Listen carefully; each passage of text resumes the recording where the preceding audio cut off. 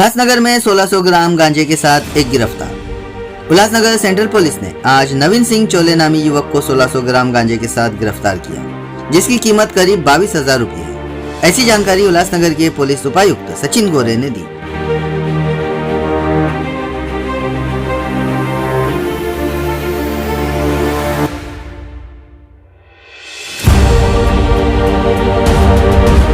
नमस्कार। मध्यवर्ती police station अंतर्गत सदरची कारवाई करण्यात आलेली आहे। यामध्ये एक इसम हद्दीमध्ये गांजाची विक्री करण्यासाठी येणार आहे असं कळाल्याने मध्यवर्ती पोलीस स्टेशन प्रभारी श्री अवताडे, API शेवाळे आणि त्यांची जी टीम आहे यांनी सापळा रचला होता।